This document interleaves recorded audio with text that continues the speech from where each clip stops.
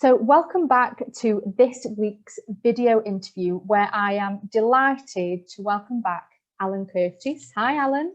Hi, Kerri-Ann. Hi. So I'm really excited to welcome Allan back because the last time we spoke, you were in the middle of a job search in the pandemic. There was tough days and good days.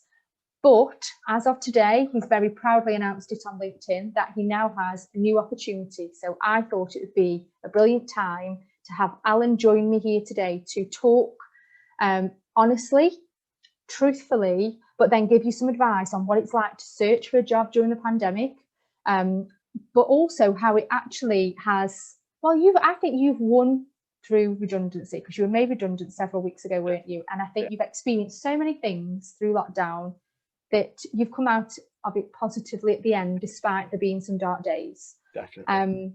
So you guys don't know much about Allan, so I'm going to hand over to Allan now. So do you want to briefly introduce yourself and then we'll jump in? Yeah, so I'm Allan Curtis. Feel free to look at my LinkedIn and find out a bit more about me. But I had a long career with a large manufacturing business, and I did pretty well for myself. I was there for 18 years. Really successful career. I was really going places, and I got to a position where I was general manager of one of the businesses. Things were going really well, and then COVID came and hit us, and it hit us hard, and the company I was in reacted very quickly, as they always do in these situations, and they decided to restructure the business. And as a result of that restructuring, myself and anybody who was at my level, so there were 11 of us, our roles were made redundant, and it was as quick as that.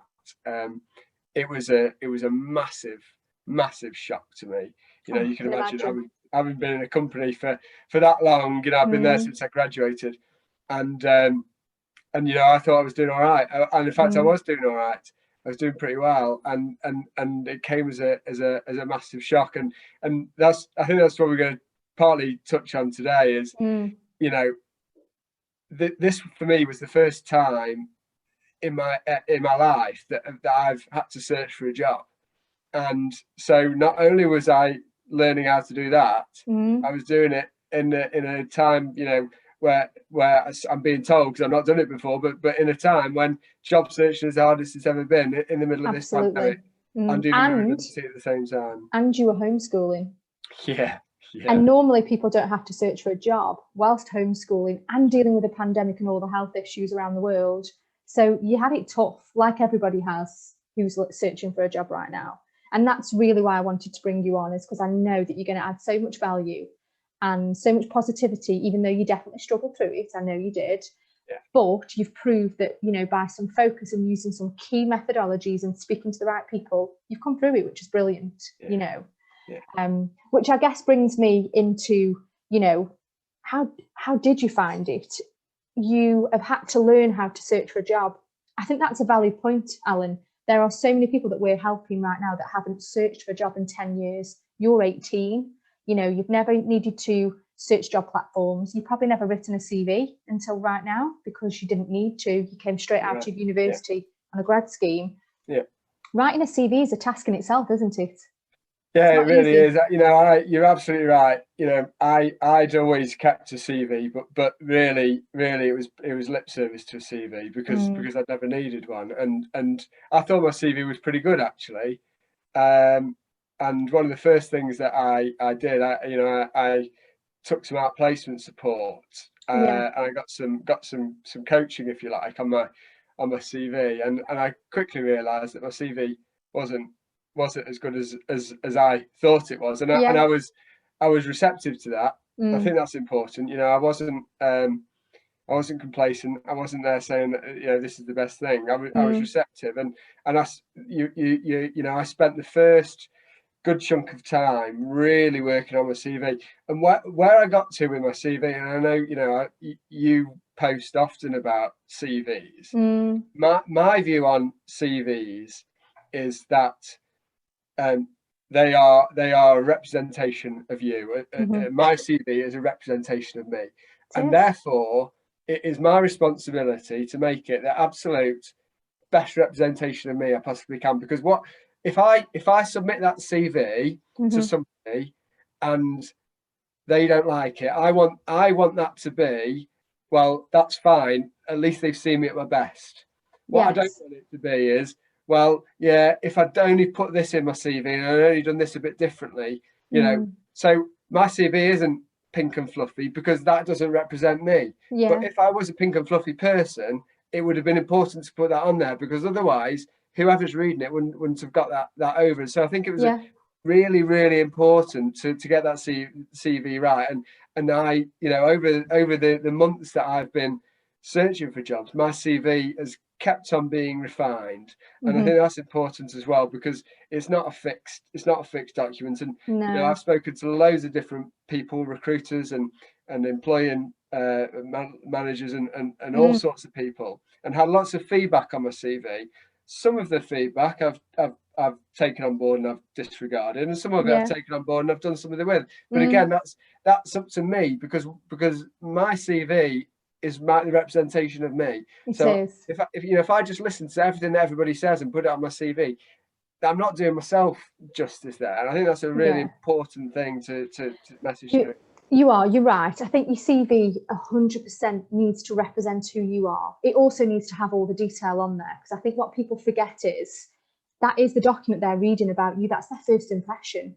And if you presume they know that you've done something, but you haven't written it in black and white, well, then you're not going to get through to the next stage. And then you can't feel disappointed when it's not there. And I think you saying your CV is a working document, you're absolutely right. You will read something one week and I think, actually, no, I want to position it in these words the next week, and adding achievements and, you know, the value. You need to show your value on your CV. And I think that's what you do very well, you know, and it is difficult to put it together. It's difficult to get across your true personality in your CV. Of course it is, but with the right wording and the right terminology.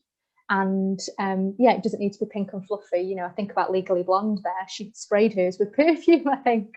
You don't need to do that. You don't need to put your photo on there. But it does need to be a true representation of yourself, you know, and taking on board that feedback. I think there needs to be a limit as to what you take on board, but definitely listen. And if you hear something that you haven't thought about, think about it and adapt. Definitely. Yeah, definitely. You know, and, I think the other thing, you know, I've been in the fortunate position where I've done recruitment, lots of recruitment in the past. So I've seen lots of CVs, and again, you know, the other thing that always went through my head when I was doing my CV is, if this CV landed on my desk, is it going to get to the top of the pile? Yeah. And if not, why not? And you know, some of the things you always talk about, you know, bullet points instead of paragraphs. You know, it's got to be well presented.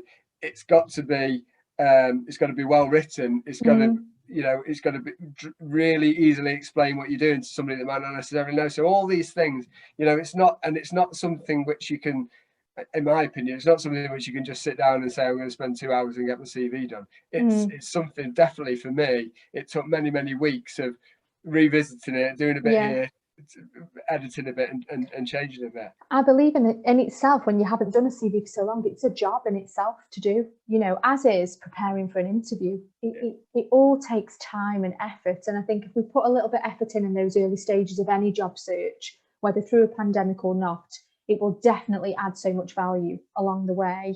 And you're right, it's not easy, but as long as you apply yourself well and you sit down, you think about it. I always think, like you've just alluded to there, the person reading your CV could be someone that doesn't do your job. It could be a hiring manager that might be from a HR perspective, and therefore they're looking at a job spec that a hiring manager has given them. That's what we have to remember, isn't it? Yeah, so right. You know, I think absolutely it's right. And even at your level, it's easy to miss something, you know. Yeah, it is. So I think one of the first things I did was get that CV right, and like I said, I spent some time. I think the other thing that was really important was to get crystal clear in my own mind what it was I wanted out of my next job.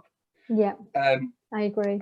And again, that didn't happen overnight. And you know, I deliberated with it for a while, and the conclusion I came to, or what I came to, was actually, when, you know, I'm not looking for a specific job title or a specific company.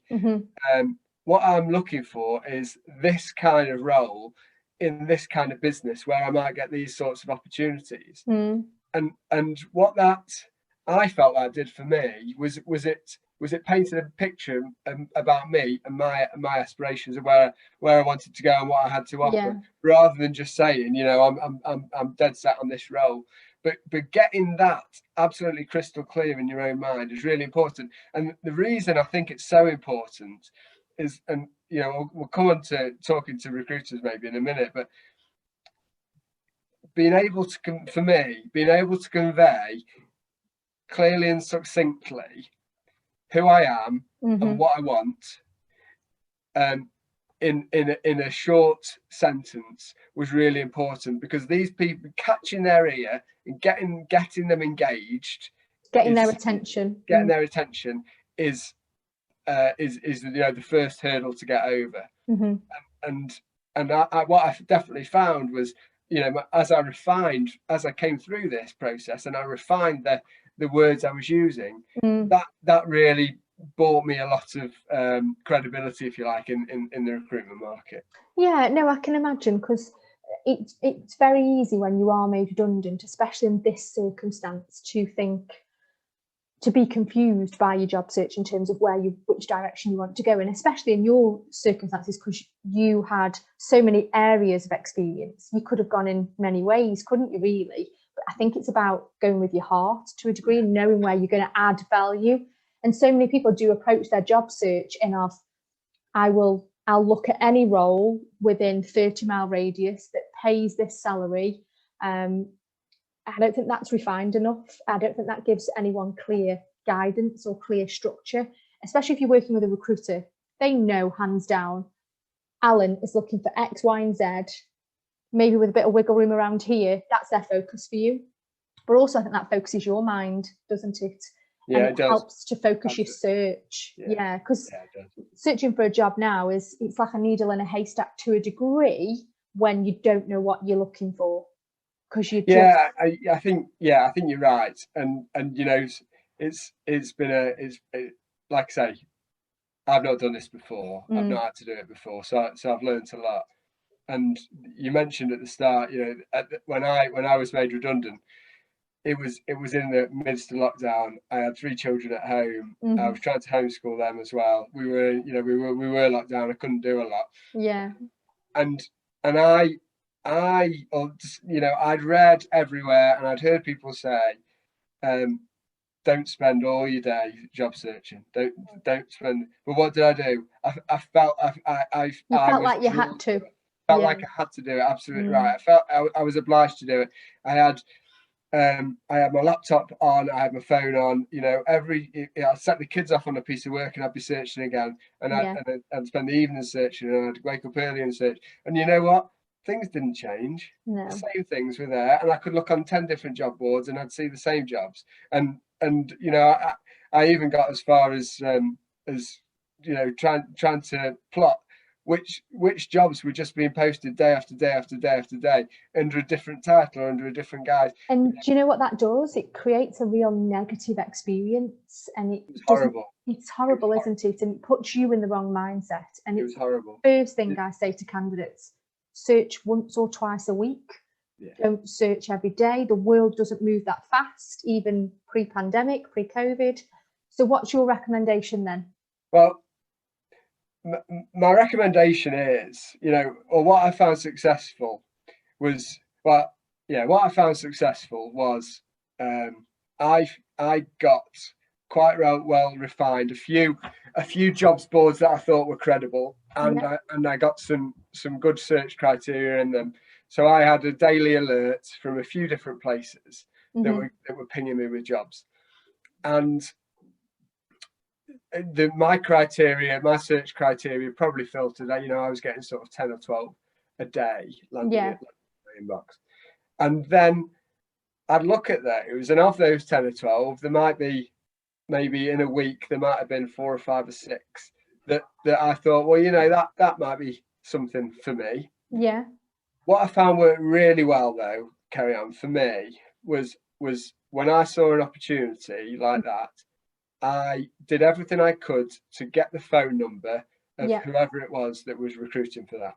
Would that be a recruiter or a hiring manager, like a business directly? Yeah, so both. Yeah, whoever it was. Mm-hmm. And I'd make contact with that person, and I would discuss openly, Mm-hmm. this is me, this is my background, this is my experience, and this is what I'm looking for. Yeah. And they would tell me, this is the job, and this is the company, and this is what they're looking for. And that sort of 10 or 15-minute conversation made it clear to both of us whether that was a starter or not. Yes. But what it if it was a starter, and by the way, there were a lot that either me or the recruiter at that point said, you know what, this isn't a good match, and it parked it. I didn't worry about it. I didn't think, oh, I'm going to submit my CV and wait and see.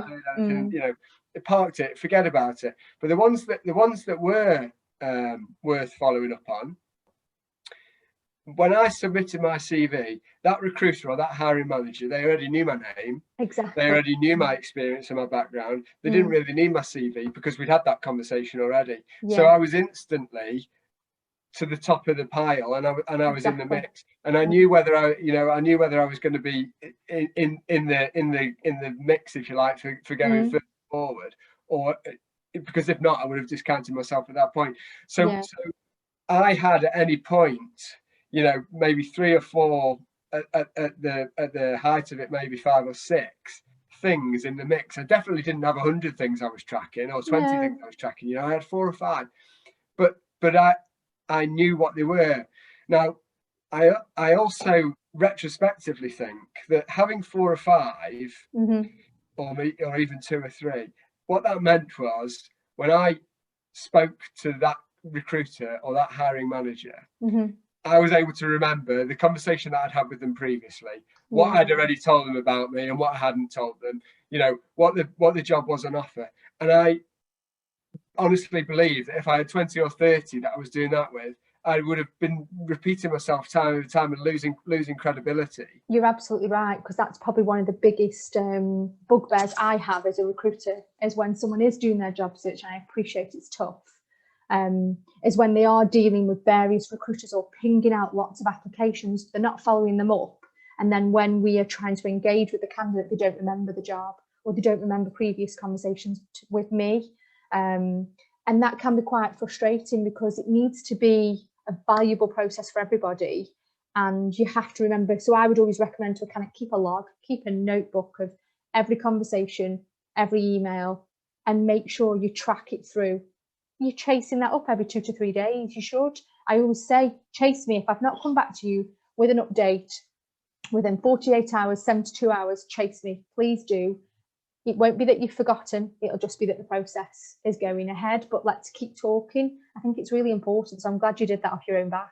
Yeah, and it is important. And what that has actually done for me is it's forged some really good relationships, actually. And so much so that then the recruiters, would they, you know, the last couple of things that I've been looking at, the recruiters have actually come to me and they've said, you know, we spoke before about this thing.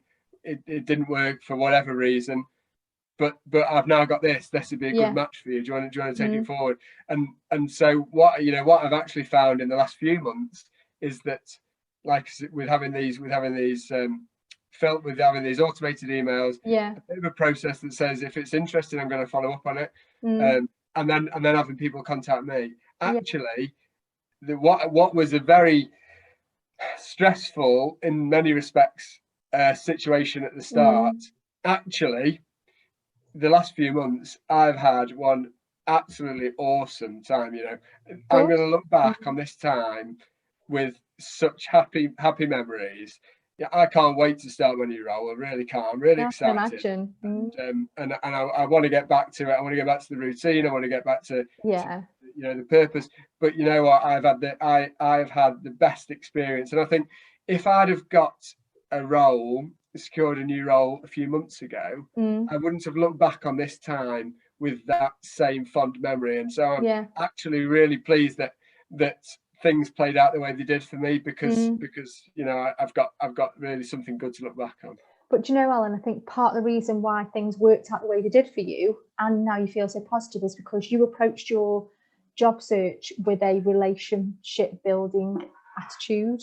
And especially if you're dealing with recruiters, it's hard to build a relationship, say, with a hiring manager, because they move on from vacancy to vacancy, don't they? Whereas a good recruiter doesn't move on from candidate to candidate. They build the relationship so that when the right opportunity either presents itself to them with one of their clients, or they seek it out for you, they know they have a candidate like an Allan waiting for them to represent. And that relationship, hopefully you'll actually keep those for several years, because I still deal now with some candidates and clients that I've been speaking to for 14 years, and it's brilliant.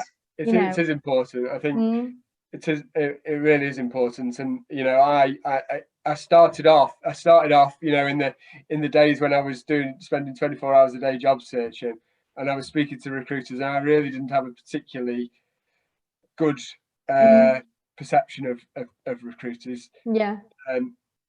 You know, I'll sort of condition that with the fact that this was when the pandemic hit. Nobody really knew what was going on. And lots of recruiters weren't working, were they? And no, they weren't. And it was hard. You know, I'd imagine job searches must have been through the roof. But in any case, you know, I was contacting people. They weren't coming back to me. They were committing to do things, and they weren't doing things. I really got quite a bad perception of the industry. But I really have to admit that in definitely the second half of my search, you know, the recruiters that I've been speaking to, I have found to be such credible people. They've known the roles that they're recruiting for. They've known what works, and you know, where we've got to the point where you're a good match for this. They really are driving, you know, to get you in on that.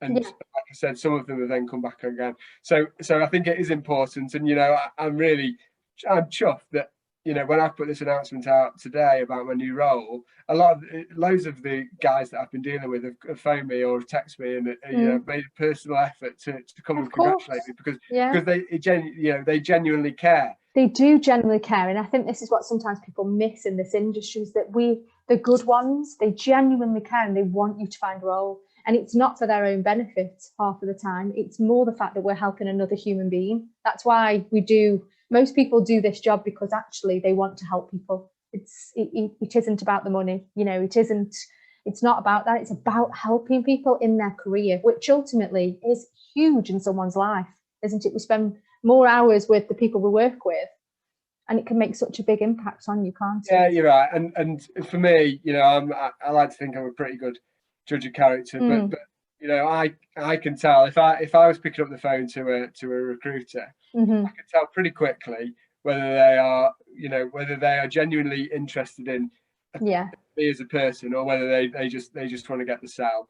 And you know, even if they haven't got the time to speak to me then, but they say, I haven't got the time, let's speak at this point, rather than saying, you know, what's your salary and when you're available, you know, this job's on this date in this location, are you going to do it? You know, very, very transactional rather than that's it. And like you say, you know, it's important, and I you know, I'm a stand for it, that we don't tarnish everybody with that same brush. Yeah, of course. Yeah, absolutely. So I know one big thing that's actually supported you during lockdown. Well, I think 2 or 3, but let's talk about LinkedIn, because you've worked quite a lot on LinkedIn, haven't you? You've never normally worked on LinkedIn or posted, and now you're quite a regular contributor. You're quite active on there, which I'm sure will slow down as of next week. But has LinkedIn helped you? I don't know if it's helped or not, Kerri-Ann, if I'm honest. I certainly don't think it's hindered me. No. I never really used LinkedIn properly until I was made redundant, and actually I've tried to use it. The biggest thing for me is to do a few things. Is to try and put my brand out there. You know, yes, exactly. This is what I stand for, and if I can contribute and add value to somebody, then you know, part part of who I am is about, you know, helping and supporting whatever I can. You know, I just feel an implicit need to do that. Yeah, you can tell.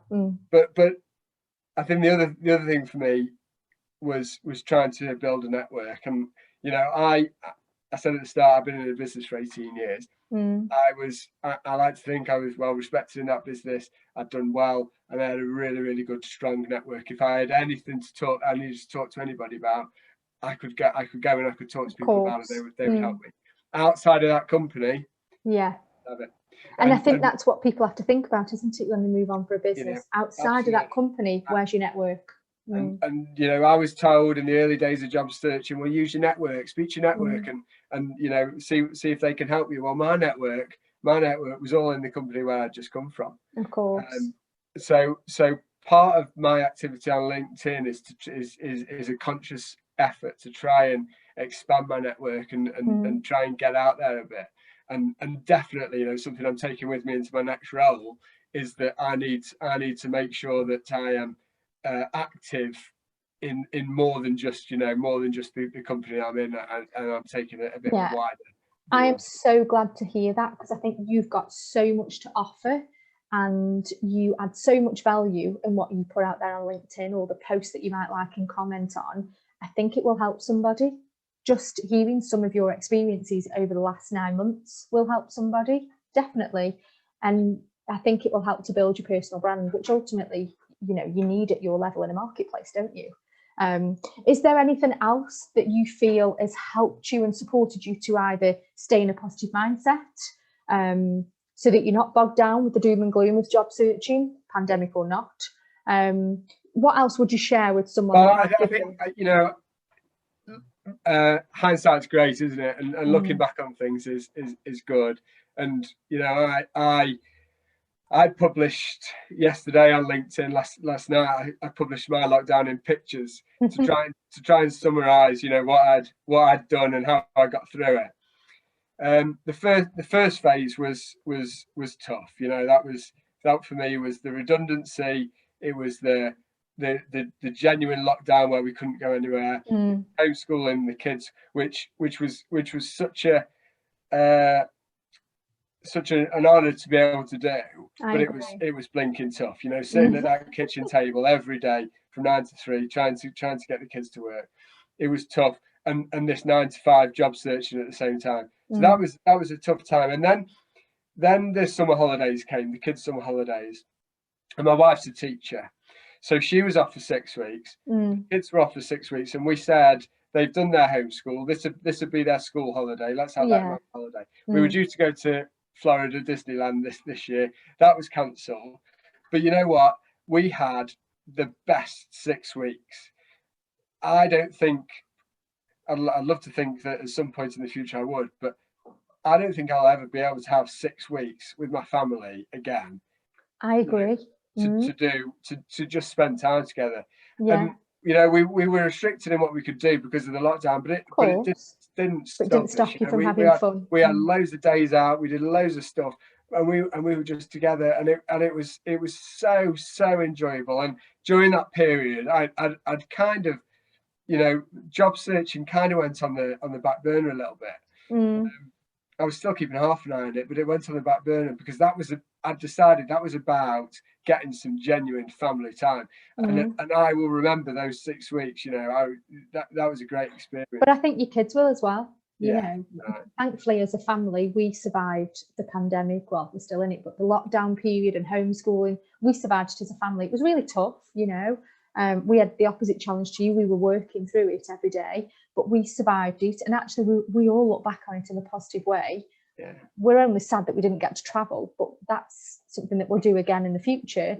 But we did what you did. We enjoyed quality family time that I'll never get back. I'll never be able to, you know, spend so much time with George and actually have the joy of teaching him, as hard as it was, you know. What else did you do? So that was kind of the middle phase. That was the second phase. This 6 week block in the middle, which was great. And then the new school term started, and that was like, it was like, you know, something I'd not seen before. Jo, like I said, my wife, she's a teacher, so she was off at school. I had it was the privilege of taking the kids to school. Yeah. You know, every day since the start of September until the end of November, I've taken the kids to school every day, and I pick them up from school. You know, how many dads really get that opportunity to do it for that much time? And the kids have benefited from it. I've benefited from it. It's been great. My step count has gone through the roof because I said it's absolutely raining, we're going to walk. Yeah. But that gave me the days to myself. And actually, you know, these people that say stay-at-home mums have got it to themselves, I kind of realised that the amount of time between 9 o'clock and 9:30 and 2:30 isn't actually very long at all. No. But I decided that that I was gonna do something on my fitness. I've always done a bit of running. For me, it's a means to an end. I like to eat, and running kind of keeps it. Yeah. But I've just run. I've been a bit like Forrest Gump. I've just kept on running. And then I was waiting, and they opened the leisure centres again. And from the day they opened the leisure centres, I went swimming. And I, you know, just like I do with everything in my life, I set myself some targets. And I always want to beat it. You know, and I again, I posted it on LinkedIn if anybody wants to see it. But that swimming time for a mile came down and down and down and down. And I beat my 25-minute mile time, which I was chuffed a bit on. And you know, the net effect of all that is that I am fitter, healthier, and I've got no way of measuring it, but my mental health has got to be the best it's ever been. You're definitely going into a new job probably in the best mental and physical state that you might have been for maybe the last few years potentially. Yeah, and I love what you said there, so I'm going to add that as an extra tip, because you said it and it's true. Set yourself some targets as part of your job search. So target yourself to catch up with your recruiters that week. Target yourself to only search twice a week. Target, you know, make real targets that you can actually achieve. There are achievable and you can hit. I think it's important that you map it out. Yeah, it's important. But what I'd say is that, you know, in this last phase, for me, this where I've been doing what I want to do and take the kids to school, I've had a plan to, you know, I'm going to phone this recruiter and I'm going to talk to them about this job role. Yeah. If he doesn't answer the phone, and you can wait till tomorrow. Yeah. And I really became not relaxed is the wrong word. I was going to say, did you relax into it more? So but I became much more comfortable, I guess, with the process. You know, and I was confident in myself. The conversations I was having, I knew something had come when the time was right. But spending all my day obsessing about it, and you know, taking that more relaxed approach towards it definitely helped. You know, I allocated the time. If I had an interview or if I had a meeting, I'd block out that time and I'd do it properly.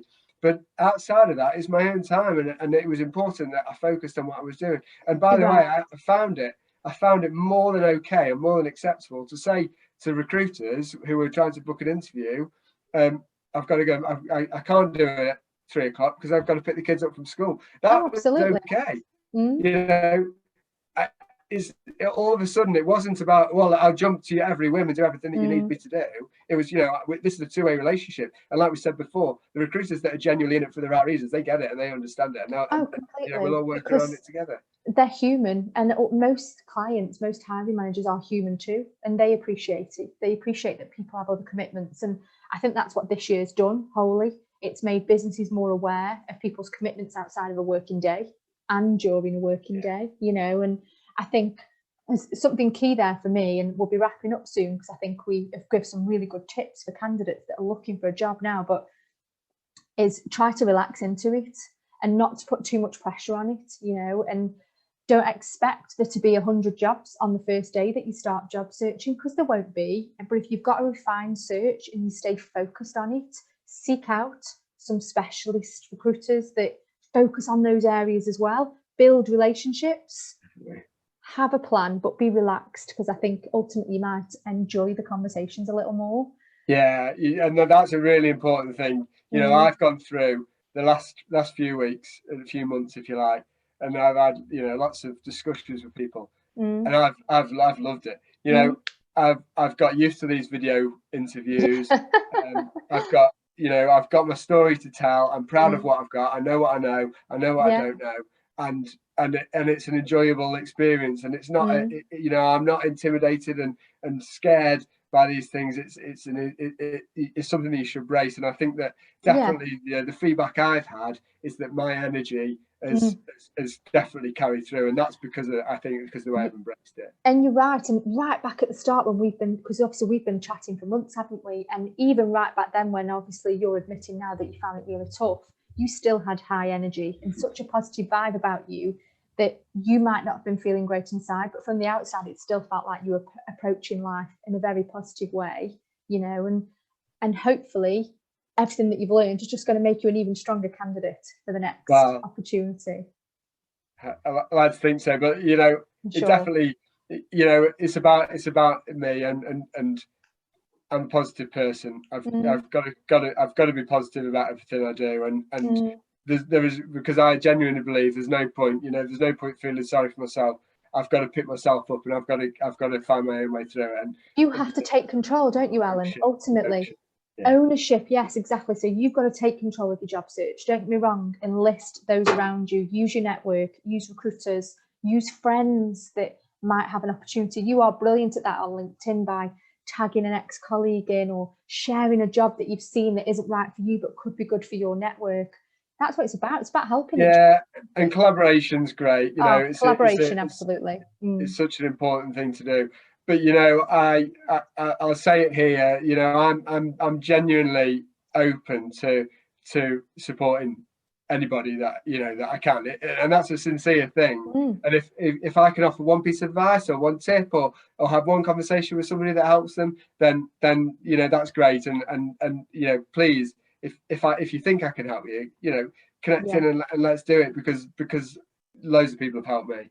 And I'll make sure I pop that on the LinkedIn post when it goes out and on the video, because if more people could do what you've just offered, then it might only be one person takes you up on that, but you could change their career search and you could change their attitude towards their job search, which is really important. So I'm going to thank you for your time now, Allan, because I think we could carry on chatting about this just like the last couple of times that we have. What I'll probably do is invite you back on in the next few months once you've started your new opportunity and you've settled in, and see how you've transitioned into work during a pandemic, because that'll be another story to tell, won't it? Well, onboarding into a new business during pandemic. But good luck, and I hope you don't miss the school run too much, because it is a pleasure, isn't it, doing the school run? And I hope the kids don't miss you too much as well. But no, good luck, and thank you so much for your time today. Thanks, Kerri-Ann.